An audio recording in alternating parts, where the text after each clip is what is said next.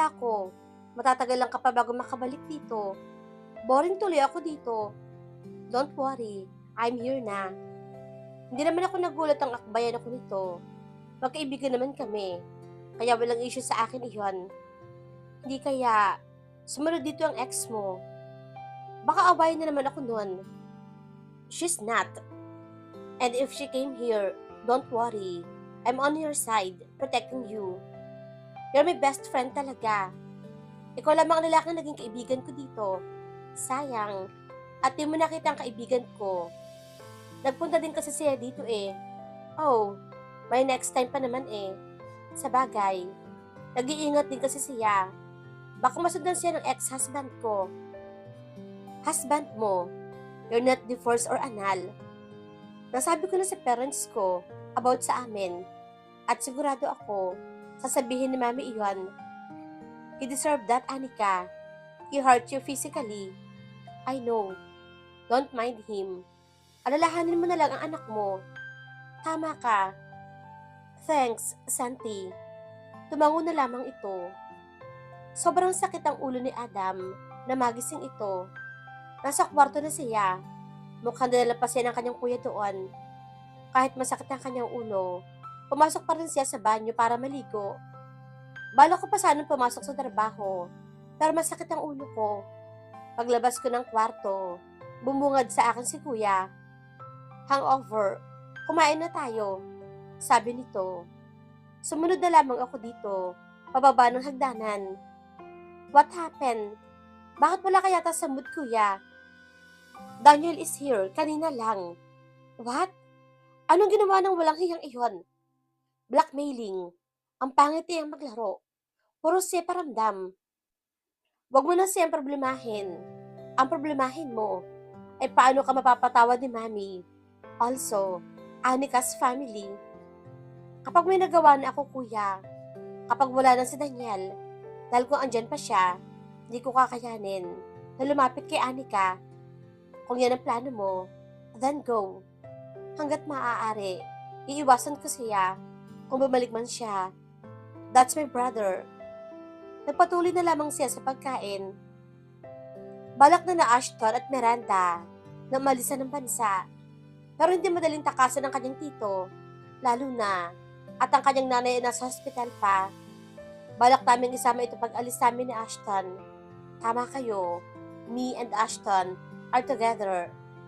Ayoko na magtrabaho pa kay tito, lalo na ngayon, nabuntis ako. 4 weeks pa lang ang tiyan ko. Kaya gustong-gusto ko nang umalis kay tito. Naasikaso ko na ang about sa mami mo. At pinautusan na din ako na unang dalhin ang mami mo sa Australia para susunod na lang tayo. Thank you, Ashton. Akala ko, di na kita makakasama. Gusto ko na malagay sa tahimik. I know, love. Kaya aalis na tayo. Okay. Tumango ako dito. Sana makaalis kami. Dahil baka kung anong gawin ni tito kapag nalaman niya ang aming plano. Sir, pinasok po tayo ng mga hindi kilalang lalaki. Basta sa iyo ng bodyguard ni Ashton. Mas lalo akong nakaramdam ng kaba. Dahil mukhang alam ko na kung sino ang mga iyon. Love, mukhang mga tauhan iyon ni tito. Natatakot ako para sa baby natin. Nakakapit na ako sa braso ni Ashton. Don't worry. Nasa rooftop na ang private plane. Nasasakay natin. Nila ko ni Ashton paakyat. Nakakarinig na ako ng mga putok ng baril mula sa baba. Please, wag ang baby ko. Makarating kami lamang sa rooftop. Andoon ang private plane na aming sasakyan. Nakahinga ako ng maluwag na makasakay kami. Sa wakas, makakaalis na ako.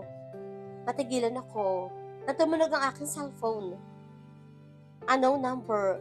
Sinagot ko iyon. Akala mo, matatakasan mo ako. Hindi Miranda. Boses iyo ni tito na mukhang galit. Ayoko na magtrabaho sa'yo, tito. Gusto ko na malagay sa tahimik. Then, gagawin ko miserable ang buhay mo. Kulang pa yon sa mga nagastos ko sa'yo. Tapos, wala kang pakinabang. Hindi ko na tinapos ang pagsasalita nito. Nilingon ko si Ashton at sumandal sa balikat nito. 2 years later, 2 taon na ang lumipas. At nakapanganak na din si Anika. 2 taon na din ang anak nito. At ngayon, handa na bumalik si Anika kung saan talaga ang kanyang mundo at haharapin iyon kasama ang kanyang anak, Aryan Vegas. Pagkakatawag nito sa anak niyang 2 taon pa lang, marunong na itong umimik. Mami, don't call my full name. Nakangusong sabi nito sa kayumakap sa binti ko. Malilate na kasi tayo. Andiyan na, si Tito Santi mo. Sakto naman bumukas ang pinto at niluwa noon si Santi. So, let's go. Ready ng sasakyan. Sa 2 taon, napamamalagi dito ni Santi. Natuto na din ito magtagalog. Karga ko si Aryan, habang si Santi ang may dala ng aming mga gamit. Nakapagpaalam na din ako kina tito at tita na uuwi na kami. Heist, nakakamiss ang aking pamilya. Na makasakay kami sa kotse, nakayakap lamang sa akin si Aryan. Mami, where are we going po? Sa lola at lolo mo, anak. Gusto ko nilang makita eh. I wanna meet them, mami. Tagal natin nag-istig dito kina tita. Wala tuloy ako masyado naging friends doon. Don't worry, anak. May makakausap ka na din doon. Mami, antok po ako. Naghikab naman ito. Napaka-cute talaga ng baby ko. Sure, baby. Sandal ka na lang muna sa shoulder ni mami. Ilang minuto lang ay nakatulog na ito. Nakaramdam na din ako ng antok. Nagising ako nakatigil na ang kotse na aming sinasakyan. Nilumunod ko si Santi, nakita ko. Wala na ito sa akin tabi. Tulog pa rin si Aryan habang nasa balikat ko. Sakto naman, bumukas ang pinto ng kotse at niluwa noon si Santi na may dalang pagkain. Medyo malayo pa ang biyahe natin, kaya tumigil na muna ako at bumili ng pagkain para sa'yo. And Aryan, sabi nito, saka pumasok sa loob. Buti na lang at medyo may kalakihan itong kotse. Kumain ka na. Akin na muna si Aryan. Kinuha nito si Aryan sa akin, saka sa kanya pinahiga ang anak ko. Nagugutom na din kasi ako. Umungot naman si Aryan dahilan para magising na ito. I smell burger, mami. Namamaos pa ang boses nito. Hilig talaga nito ang burger, lalo na kung may gulay. Here, I bought this for you, baby. Ay ni Santi. Saka inabot kay Aryan. Mami, malayo pa ba tayo? Sabi nito sa akin habang kumakain. Malapit na, anak. Kaya kumain ka na muna. Nilungon ko naman si Santi. Ikaw, kumain ka na ba? Tanong ko dito. Yeah, kumain na ako. Kasama yung driver. Tumango naman ako. Saka nagpatuloy sa pagkain. Matapos namin kumain ni Aryan, sinamahan ko ito mag-CR. Nakadress pa kasi ang anak ko, kaya karga ko pa ito. Matapos bumalik kami sa kotse, at aalis na kami. Lumipas ang oras, at inabot na kami ng hapon na makarating kami sa bahay ng parents ko. At inaasahan ko na bubungad sa akin, sina mami at daddy. Welcome back, anak, sigaw nila na makapasok kami. Karga ni Santi ang anak ko. Oh my gosh, yan na ba ang apo ko? Kay gandang bata, mana sa akin, sabi ni mami, at nalapitan si Aryan. Nakita ko namang umiwas si Aryan, at mukhang kinikilala pa ang kanyang lola. You're my grandmother? Tumango naman si mami, sa tanong ng kanyang anak. Hindi na ako nagulat, na nagpakarga ito kay mami. Tinulungan naman ni Santi ang gwardiya namin, na dalahin ang aming mga gamit papasok sa loob. Sumunod na lamang ako kana mami. Nandalhin nito si Aryan sa sala. Aryan, ang name niya, mami. Tumango ito sa akin. Then, the surname. Nilungon ko naman sa daddy. Vegas, dad. Apelido ko pa ang nilagay ko. Tumango ito sa akin. At lumapit naman sa akin ang aking kapatid. Ate, na-miss ka namin. Niyakap ko naman ito. Akala mo, di ko nabalitaan na may boyfriend ka na, ha? Tapusin mo ang pag-aaral mo, okay? Oo, ate. Grabe, ang ganda mo pa rin, ate. Kaya mana sa'yo si Aryan. Sus, binubola mo pa ako. Tuwang-tuwa ang pamangkin mo kina mami at daddy. Tawang-tawa kasi si Aryan habang nakikipaglaro sa kanila. Natigilan ako na may maalaala ako dito. Kahit paano, nakatuntong na din siya sa bahay na to. Please, Anika, don't mind him. Are you okay? Basta sa iyo ni Santi na umakbay sa akin. Oo naman. Salamat pala, Santi, ha? Small thing. Tatawagan kita later. Need ko lang dumaan sa office eh. Sekretary mo ako. So, need ko bang pumasok? Sa nakalipas sa 2 taon, nagkaroon din ng negosyo si Santi sa Maynila. At ginawa niya akong sekretarya. Kaya sobra akong thankful kay Santi. No need, Anika. Spend your time with your family. And also call Monique, your friends. Hindi pa nito nakikita si Monique kahit isang beses. Aayain ko pala si Mon minsan. Thanks. Call me later, okay? Tumango na lamang ito sa akin. Nagpaalam mo na ito sa parents ko na aalis mo na saglit. Tinawagan ko si Monique at pinapupunta sa bahay. Ang bruhang iyon at may hindi sinasabi sa akin. Mami, basta sa iyo ng aking anak, kaya nilingon ko ito. Come here, Mami. Tumango naman ako dito. Saka ito nilapitan. Stay here, baby. Mag-uusap lang kami ng mami mo, ha? Your tita is here naman. Sabi ni mami kay Aryan. Yes, Lola. Tita will play with me. Tumango naman ang aking kapatid. Sumunod naman ako kay mami at nagtungo kami sa garden ng bahay. Kumusta ka naman? Hindi ka ba nahirapang palakihin si Aryan? Hindi ka ba nahirapang manganak? Bungad na tanong ni mami sa akin. Actually, ma'am, mahirap pagpalaki ng anak, lalo na mag-isa ka lang. Mahirap manganak, mami. Nagpapasalamat ako kay Santi kasi andyan siya. Yung mga araw na dapat ay siya kasama ko. Ba't di ko inaasahan na siya makakasama ko kasi wala na kami. That's good to hear, anak.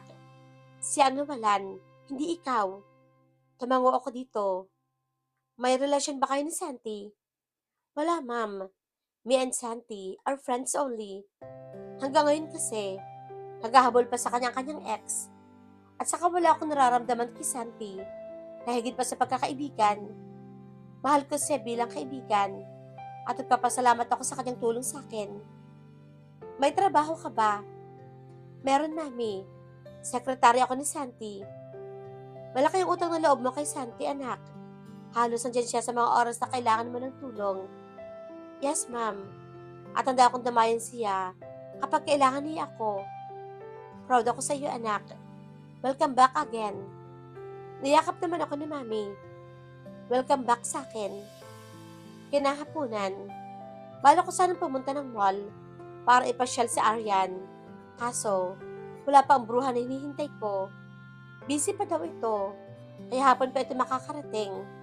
Sakto namang 2 kotse at dumating kay Santi at mukhang kay Monique na iyon. Nakatingin lang ako sa kanila. Parehas lang lumabas ng kotse. Natigilan pa nga si Santi at nilingon si Monique. Ganon din si Monique na natigilan din. Napangiti naman ako sa dalawa.